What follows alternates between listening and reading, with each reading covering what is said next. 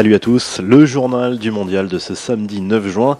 Avant de s'envoler pour la Russie ce dimanche, les Bleus affrontent les États-Unis à Lyon pour leur ultime match de préparation avant le coup d'envoi de la Coupe du Monde. Dernier réglage à effectuer, dernier doute à lever, cette rencontre face aux USA a clairement son importance aux yeux de Didier Deschamps qui alignera son équipe type. La performance de Paul Pogba, très moyen contre l'Italie il y a 8 jours, sera forcément scrutée de près. La charnière Umtiti-Varane a besoin de gagner en confiance et en automatisme. Le Barcelonais et le Madrilène seront alignés ensemble pour la 6e fois seulement au coup d'envoi d'un match en équipe de France. De son côté, Olivier Giroud devra convaincre le sélectionneur tricolore que sa présence est indispensable dans le 11 de départ de l'équipe de France à une semaine du premier match contre l'Australie. Et offensivement, tout va bien ou presque pour les Bleus qui ont marqué au moins 2 buts lors de leurs 7 derniers matchs. Nabil Fekir sera dans son jardin ce soir au Groupama Stadium pour ce qui pourrait ressembler à des adieux au public lyonnais.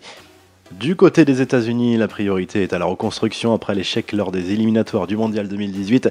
L'équipe alignée ce soir au Groupama Stadium sera très inexpérimentée, mais on suivra notamment la performance du jeune Timothy Weah, le fils du célèbre George Weah, qui rêvait depuis longtemps d'honorer la sélection américaine de son propre aveu. De belles affiches au programme ce samedi, notamment pour les futurs adversaires des Bleus en match de poule. Les Australiens jouent en Hongrie. On suivra également la performance du Danemark face au Mexique. Les Danois sont à nouveau au complet avec le retour d'Eriksen. Le Pérou, de son côté, va défier la Suède. D'autres sélections peaufinent également leur préparation. À suivre dans la soirée, Espagne-Tunisie. La Roja qui vise un 2e titre mondial en Russie a encore quelques détails à régler avant son entrée en matière contre le Portugal dans 6 jours. La Tunisie, quant à elle, sera privée de Wabi Kazri en raison d'une blessure à la cuisse. À suivre également ce soir, Serbie-Bolivie ou encore Maroc-Estonie. Retour également sur les matchs d'hier soir, l'Allemagne ne s'est pas vraiment rassurée face à l'Arabie Saoudite. Succès étriqué 2-1 et les Saoudiens auraient même pu égaliser en fin de match.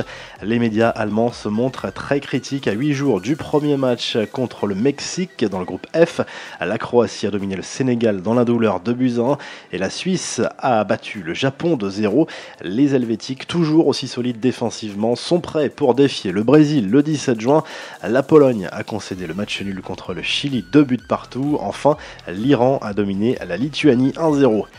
La course contre la montre continue pour Mohamed Salah, blessé à l'épaule depuis la finale de la Ligue des Champions, perdue contre le Real Madrid.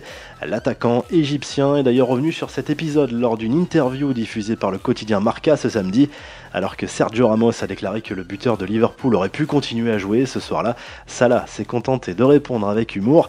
C'est toujours bien quand celui qui t'a fait pleurer ensuite te fait rire. Peut-être peut-il aussi me dire si je serais prêt pour le mondial, a confié le buteur égyptien.